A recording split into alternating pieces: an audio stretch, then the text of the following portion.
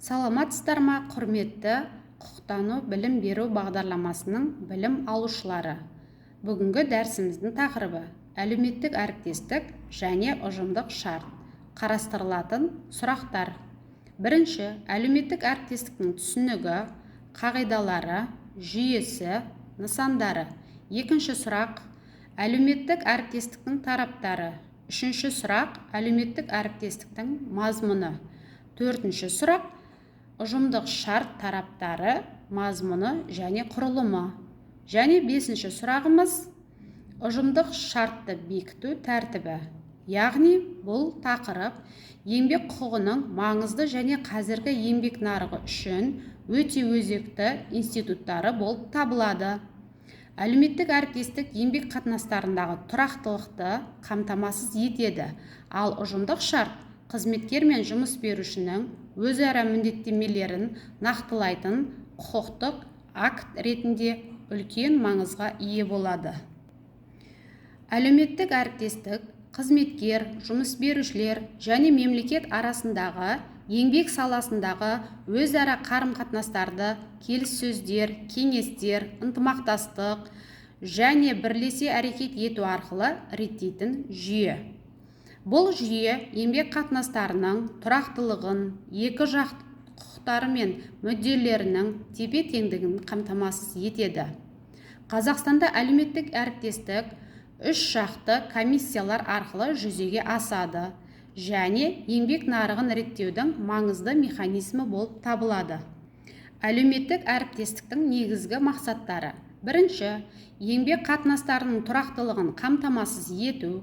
Екінші, еңбек шиеленістерін алдын алу, шешу. Үшінші, қызметкерлердің құқықтары мен мүдделерін қорғау.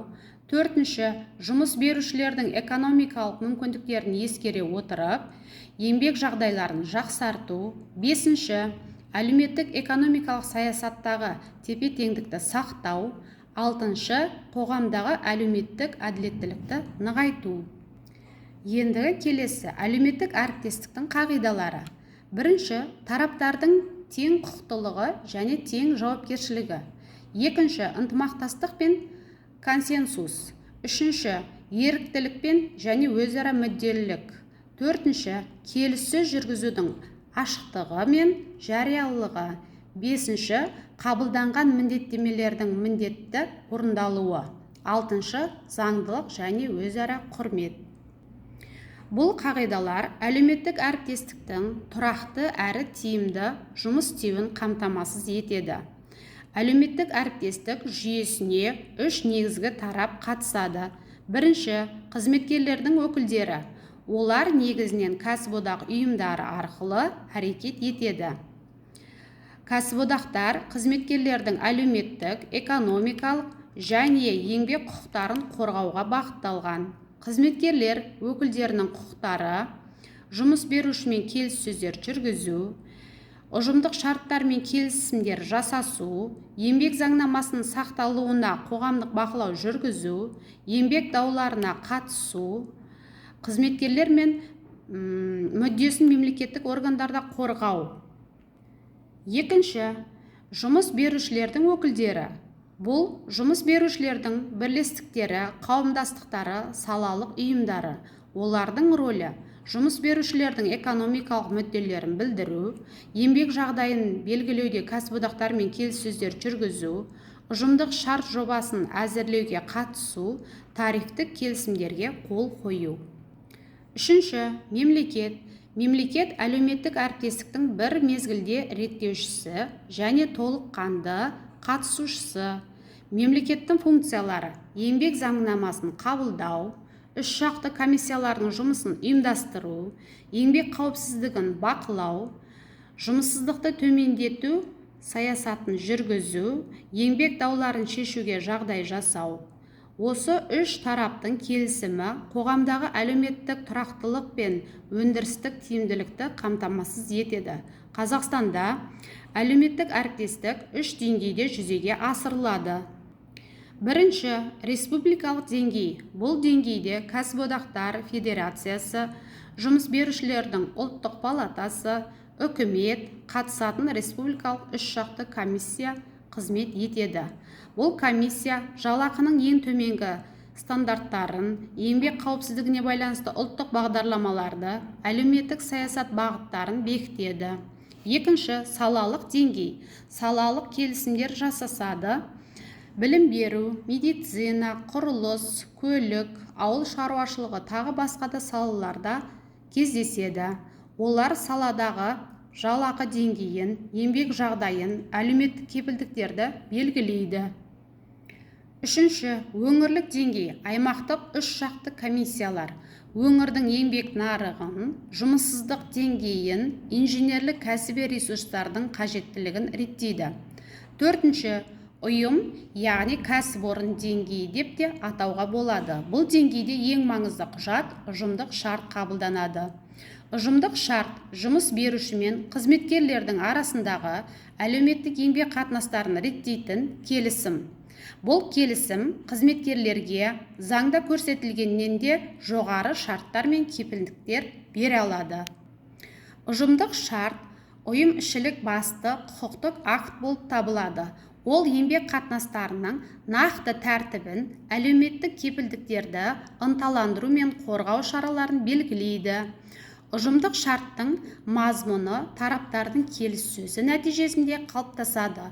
Ол міндетті түрде төмендегілерше қамтылады. Бірінші, жалақы және ынталандыру жүйесі, яғни тарифтік мөлшерлемелер, үстемақылар, сыйақылар, әлеуметтік төлемдер, еңбекақының индексациялық тәртібі болып бөлінеді. Екінші, жұмыс және демалыс режимі. Жұмыс уақытының ұзақтығы, ауысымдық жұмыс тәртібі, үзілістер, демалыс күндері, қосымша демалыстар. Үшінші, еңбек қауіпсіздігі және еңбекті қорғау, зиянды жұмыстар үшін қосымша жеңілдіктер, жеке қорғаныс құралдары, медициналық қаралу, өндірістік жарақаттардың алдын алу.